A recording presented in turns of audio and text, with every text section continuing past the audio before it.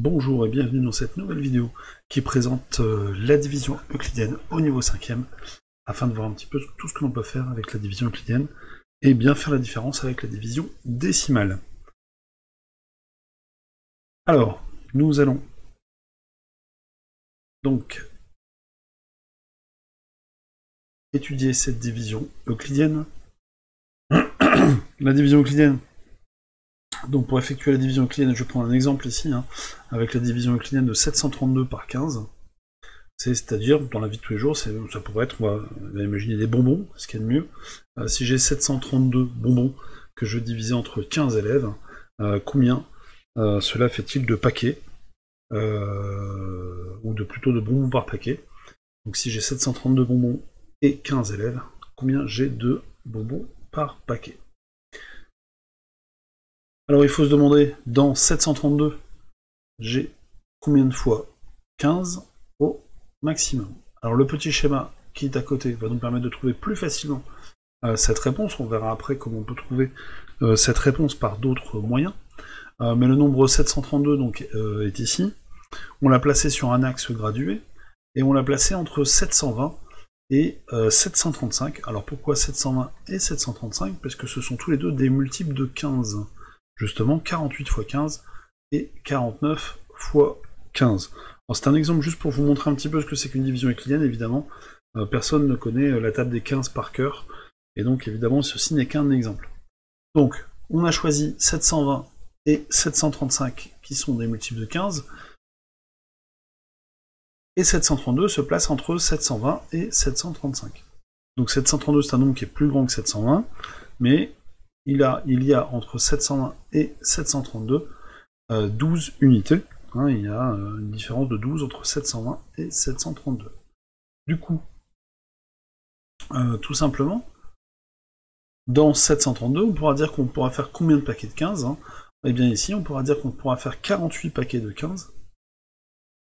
On va pouvoir faire 15 paquets de 48 bonbons, par exemple, si on parle en bonbons. Donc tous ces bonbons, on va pouvoir les partager, donc chaque élève aura 48 bonbons, et restera 12 bonbons. J'espère que tout le monde comprend bien que s'il me reste 12 bonbons, c'est le reste ici, eh bien, nous ne pourrons pas les partager entre les élèves. On écrira ça autrement. Comment on peut écrire ça autrement? On peut écrire que 732, c'est composé de 15 fois 48. On peut aussi écrire 48 fois 15, mais on va plutôt l'écrire dans l'ordre 15 fois 48, plus 12. Donc on a bien 732 qui est égal à 15 fois 48 plus 12. Si on n'est pas convaincu, on peut faire 15 fois 48 plus 12 à la calculatrice, et on tombe bien sur 732. Ce qui nous permet donc de vérifier que 732 se décompose en 15 fois 48 plus 12. Alors, le nombre 732, on va appeler ça le dividende. Donc le premier nombre ici, on va appeler ça le dividende.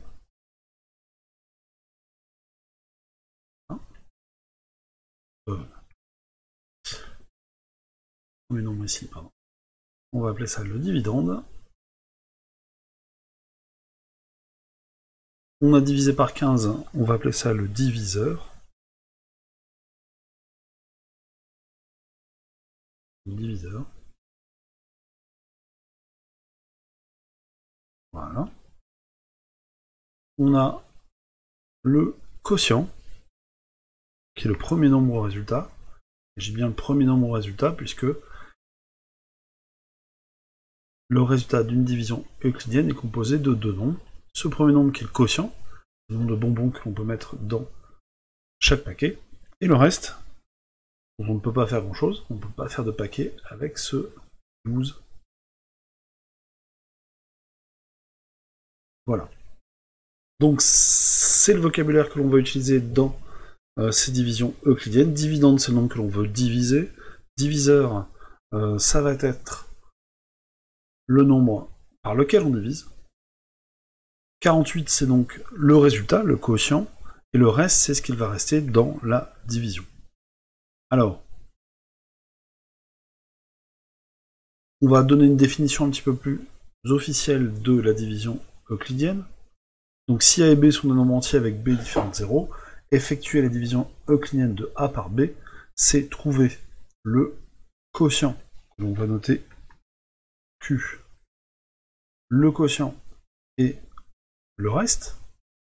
Donc quand on fait une division euclidienne, on cherche bien le résultat de deux nombres et le reste R, tel que, donc comment ça s'écrit? A, le dividende, B, le diviseur, Q, le reste, le quotient, et R, le reste. Attention, hein, évidemment, c'est le principe d'une division euclidienne, le reste est toujours plus petit que le diviseur. Sinon, c'est que notre division euclidienne est mal effectuée. Donc ça, c'est vraiment la définition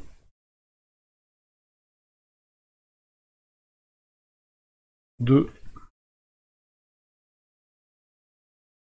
C'est vraiment la définition d'une division euclidienne. Le résultat d'une division euclidienne s'écrira toujours de cette manière-là, c'est-à-dire 732 c'est égal à 15 fois 48 plus 12. C'est vraiment très différent d'une présentation d'une division décimale. Division euclidienne, on est bien sur des nombres entiers, et la division euclidienne se note avec un signe de multiplication et un signe d'addition. Alors, évidemment, comme on ne connaît pas la table des 15 que l'on a utilisée là-haut, il y a un moment où il va falloir poser cette division euclidienne. Et comment on va poser cette division euclidienne? Donc un peu comme la division décimale. Cette division euclidienne, on va donc écrire 732 divisé par 15. Donc on pose la division.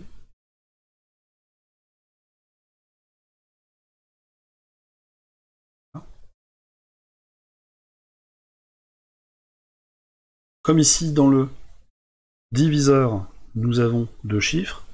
Pour commencer notre division, nous allons travailler avec les deux chiffres, les deux premiers chiffres du dividende. Et on va se poser la question, dans 73, combien de fois 15? Alors, je suis plutôt un adepte d'écrire la table des 15. Donc on va écrire la table des 15. 15 fois 1, ça fait 15. 15 fois 2, ça fait 30. On n'est pas encore arrivé à 73. 15 fois 3, cela fait 45. 15 fois 4, cela fait 60. 15 fois 5, on est à 75. On a dépassé 73. Donc on peut arrêter là notre écriture à la table des 15. Et donc on se pose la question, on se repose la question, dans 73, combien de fois 15? Eh bien, on peut mettre dans 73 4 fois 15. 4 fois 15, ça fait 60. Et donc ce 4 fois 15, 60, on va le retirer à 73. Et donc ça va faire 73 moins 60. 3 moins 0, il en reste 3. 7 moins 6, il en reste 1. Et donc il va rester 13, qui est plus petit que 15. On remarque que ce reste ici est plus petit que 15. On va descendre le 2 qui est ici, pour former le nombre 132. Et on va se poser la question, dans 132, combien de fois 15? Et on continue la table des 15. 90. 15 fois 7, 105. 15 fois 8, 120. 15 fois 9, 135. Voilà, on va dépasser 132. Donc on va conserver ce résultat-là. 15 fois 8 égale 120. Donc on va faire 8 fois 15. 8 fois 15, ça fait 120. On va ici soustraire 120 à 132. 2 moins 0, il va rester 2. 3 moins 2, il reste 1. Et 1 moins 1, il reste 0. Nous n'avons plus ici de chiffres à descendre. Ça veut dire que notre division euclidienne est terminée. Hein, par rapport à une division décimale, dans une division euclidienne, on peut avoir un reste. Alors justement ici, ce reste, c'est 12. Nous avons le résultat, le quotient 48 qui est ici, et c'est pour ça que le résultat de la division euclidienne, c'est bien 732 égale 15 fois 48 plus 12. Nous retrouvons dans notre division le dividende, donc en haut à gauche, ici, voilà. On retrouve le diviseur en haut à droite de notre division euclidienne. On retrouve le quotient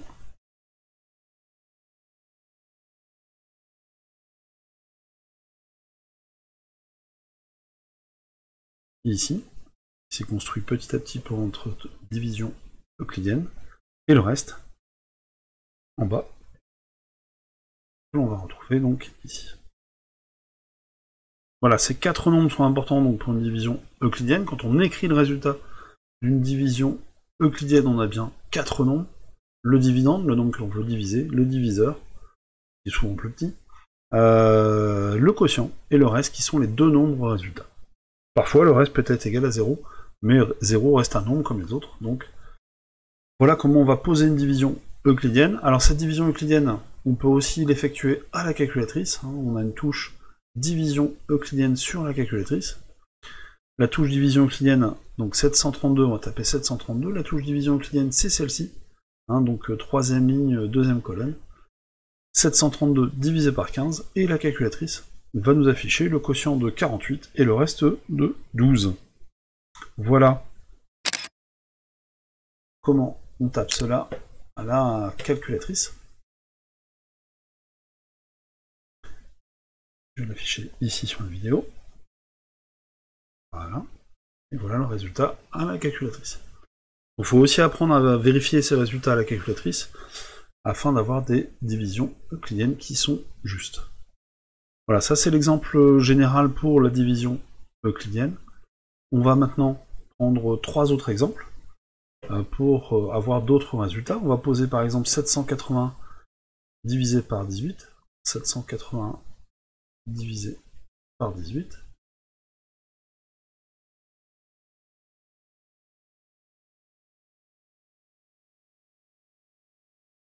voilà, on écrit, on se pose la question dans 78 combien de fois 18,